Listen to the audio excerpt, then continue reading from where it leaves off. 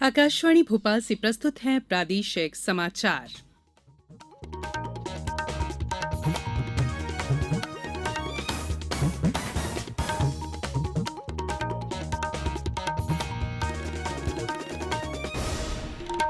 नमस्कार, समाचारों के साथ मैं संयुक्ता बैनर्जी। प्रधानमंत्री नरेंद्र मोदी ने कहा है कि दुनिया भारत को बड़ी उम्मीद और विश्वास के साथ देख रही है। चाहे वैश्विक शांति, खुशहाली या वैश्विक चुनौतियों से समाधान खोजने के तरीके हों। प्रधानमंत्री ने वीडियो कॉन्फ्रेंस के माध्यम से पुणे में जैन अंतर्राष्ट्रीय व्यापार संगठन द्वारा आयोजित जीतो कनेक्ट वैश्विक शिखर सम्मेलन के उद्घाटन समारोह को संबोधित करते हुए ये बात कही। प्रधानमंत्री ने कहा कि नए भारत की समृद्धि सभी को एक साथ जोड़ती है। उन्होंने कहा कि सभी ये महसूस करने लगे हैं कि भारत पूरी क्षमता के साथ आगे बढ़ रहा है और विश्व कल्याण के उद्देश्य से काम कर रहा है। भारतीय जनता पार्टी ने कांग्रेस नेता राहुल गांधी द्वारा कोविड के कारण हुई मृत्यु के संबंध में विश्व स्वास्थ्य संगठन के आंकड़ों का हवाला देते हुए सरकार पर उठाए गए सवाल के लिए श्री गांधी की आलोचना की है। नई दिल्ली में मीडिया से बातचीत में पार्टी प्रवक्ता डॉक्टर संबित पात्रा ने WHO के आंकड़ों को खारिज करते हुए कहा कि मौत की संख्या की गणना के लिए अपनाई गई पद्धति त्रुटिपूर्ण है। उन्होंने कहा कि पूरी दुनिया मानती है कि प्रधानमंत्री नरेंद्र मोदी के नेतृत्व में भारत ने कोरोना के खिलाफ लड़ाई लड़ी, वो एक मिसाल है।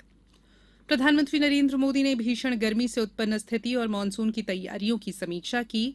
प्रधानमंत्री ने इस बात पर जोर दिया कि लू लगने या आग लगने की घटनाओं में मृत्यु से बचाव के लिए सभी जरूरी उपाय किए जाएं। उन्होंने कहा कि तापमान में वृद्धि को देखते हुए अस्पतालों में अग्निशमन व्यवस्था की नियमित जांच की जरूरत है। बैठक में विभिन्न केंद्रीय और राज्य एजेंसियों के बीच प्रभावकारी तालमेल की आवश्यकता पर भी चर्चा हुई, ताकि लू और मानसून से किसी भी अप्रिय घटना से निपटने की तैयारी सुनिश्चित की जा सके। केंद्र सरकार ने राज्यों को कार्य योजना तैयार करने की सलाह दी है। केंद्रीय जनजातीय कार्य मंत्री अर्जुन मुंडा भोपाल स्थित ट्राइबल रिसर्च इंस्टीट्यूट का दौरा करेंगे।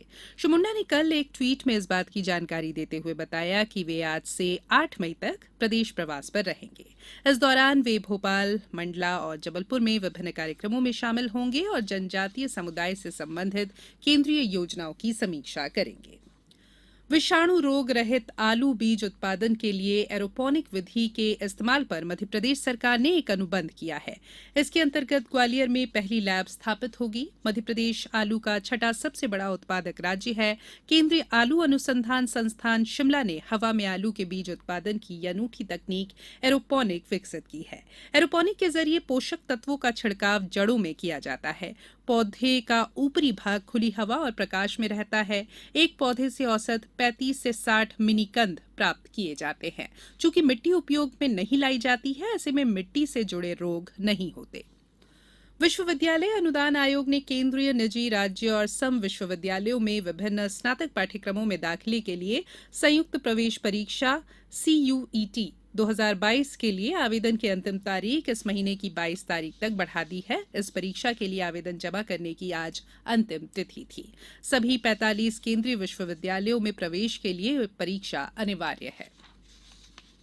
पद्म पुरस्कार 2023 के लिए नामांकन इस साल 15 सितंबर तक किया जा सकता है। पद्म पुरस्कार, पद्म विभूषण, पद्म भूषण और पद्मश्री देश के सर्वोच्च नागरिक पुरस्कारों में शामिल है।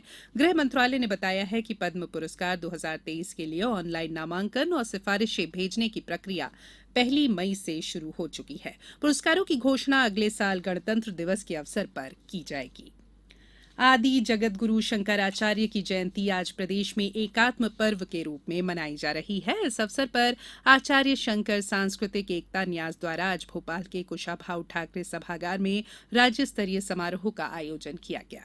प्रदेश के विभिन्न जिलों में भी इस अवसर पर व्याख्यान पखवाड़ा आयोजित किया गया है। और IPL में आज शाम 7:30 बजे गुजरात टाइटंस का मुंबई इंडियंस से मुकाबला ब्रेबॉर्न स्टेडियम में होगा। वहीं कल खेले गए मुकाबले में दिल्ली कैपिटल्स ने सनराइजर्स हैदराबाद को 21 रनों से हरा दिया। इस जीत के साथ ही दिल्ली कैपिटल्स बेहतर नेट रन रेट के आधार पर अंक तालिका में 5वें स्थान पर पहुंच गई है। बुलेटिन में फिलहाल इतना ही। इजाजत दीजिए। नमस्कार।